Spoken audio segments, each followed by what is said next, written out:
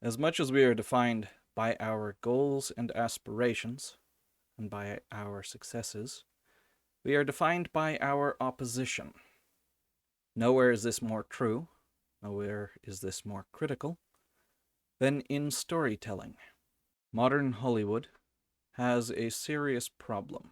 I could talk about the prevalence of the Mary Sue character, of the Ubermensch, but others have discussed that at length. Because this is not a new problem. This has been the norm in Hollywood for years now. Instead, I want to approach it from a different angle, because it is not the experience and the skill of the characters that is the core of the problem in modern storytelling. It is the lack of meaningful opposition. It is this lack of opposition that allows these characters to remain static from the beginning of the story to the end. It is the lack of opposition that removes any stakes from the storytelling. In the third season of Star Trek Picard, we are presented a veteran crew, led by veteran officers. To challenge them, they should be put against an adversary cunning, bold, and competent. Because if the adversary is inept, then either they pose no threat and are overcome easily, the Mary Sue problem, or they win. But if they win, then it is the heroes, the supposedly veteran crew, who are made to look and to be incompetent. This is the problem that modern Star Trek has trying to get Section 31 off the ground. They both want to be an elite spy organization, and they want to tie this organization in to people who shouldn't know of their existence. As I record this, episode 8 just aired. In the previous episode, the ship is captured by Vadic and her crew. Quite frankly, they go out like chumps. Both directions. This is not a competent Starfleet crew. This was not a well-timed assault by Vadic's men. It's like watching a bad Abbott and Costello imitation. There were some redeeming aspects. Really, there was one redeeming aspect. We finally have the next piece to Data's arc, and it is not terrible. Because Data has long been defined, in part, in opposition to his brother Lore. And in this episode, in an act of desperation, they remove the barriers within this new android body between the segment that is Data and the segment that is Lore.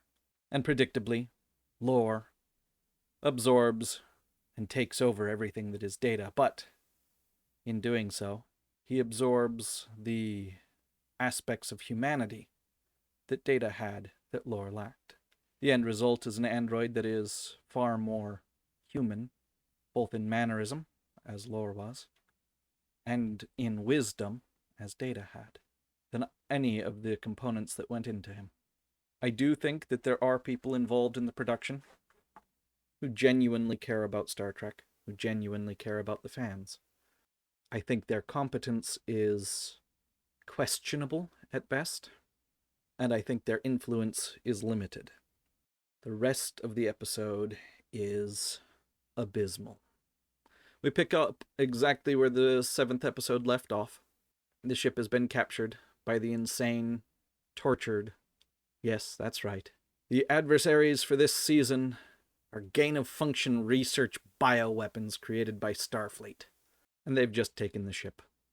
Of course, we get more tears. We get more incompetence.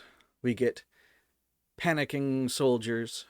The B-plot is Riker and Deanna trying to escape their captors over on Vadic's ship, over on the Shrek.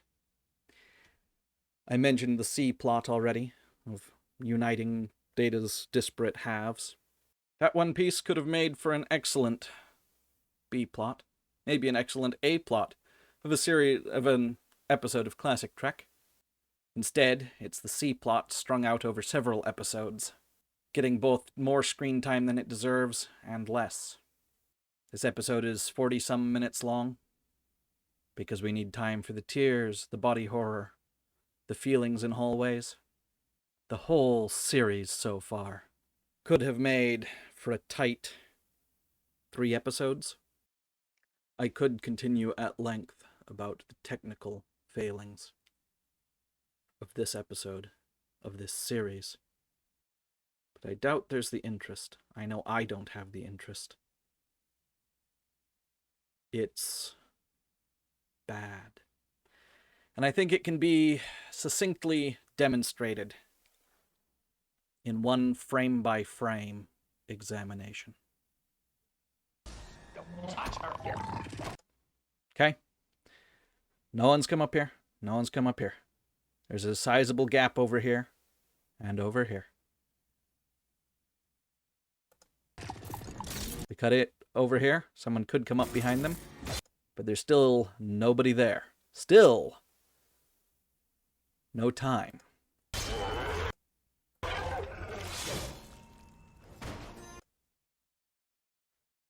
Let's have that again here. Here comes the enemy. Don't touch her here.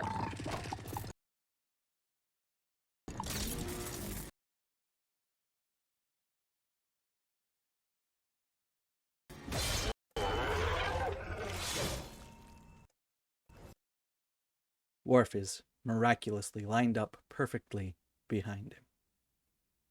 This is what I call screen space animation, screen space directing.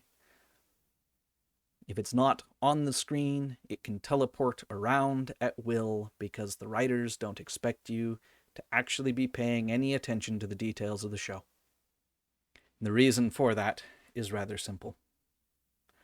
Because they cannot acknowledge that the characters could be competent enough to not pay attention to something going on in the background. In this scene, the officer here has the access codes needed to restore functionality to the bridge. Again, not going to touch the technical idiocy of the rest of the episode. I'm focused only on the characters here. And not even on this character in particular, as he's simply a tool. But watch the other characters. He's up to something. He's keeping his eyes forward. Not a problem. And they're all watching him.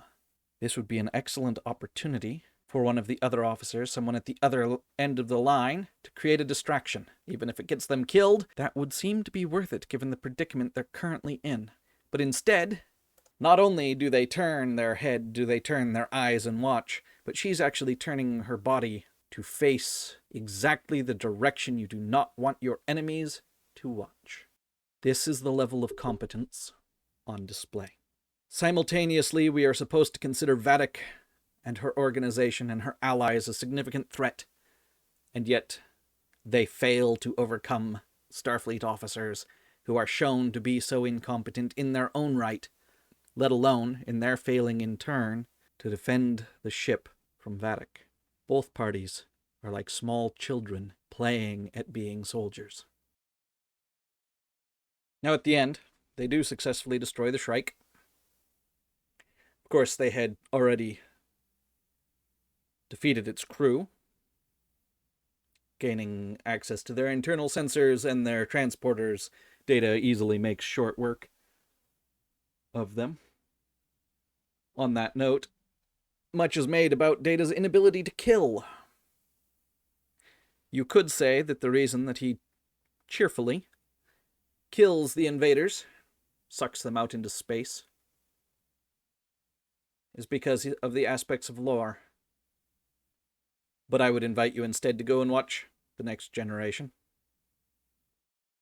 I'm sure someone with more time available than I could report back his body count, because it is so far from zero. Data has killed when he deems it necessary. So I don't know where that bit came from. Regardless, they destroy the Shrike. They completely forget about the Vulcan ship that was a throwaway mention in the previous episode. There's no debris, there's no rescue party, there's no... Quite frankly, we still don't know how it was that the Titan ended up here and disabled. It's like the writers forgot and this is the best that modern Trek can offer. Is it better than Episode 7? Well, the Federation side magically regains some of their competence at about the 20-minute mark, halfway through the episode. When they do, they make rather short work of the intruders. This does not make for good storytelling, does not make for a compelling story, does not have the hopeful optimism. We have the same body horror and tears as has been prevalent in all of the alternative licensed Star Trek. I do see echoes of someone who cares about some of the characters, someone who's honestly trying, and that makes me far sadder about the state of Star Trek than I would be if it was derision and disdain on full display. It is an improvement from Episode 7, but only because of how terrible Episode 7 was. I'd give this maybe a 1. It's left me feeling sick instead of enraged, and ever so glad that there are only 2 episodes remaining.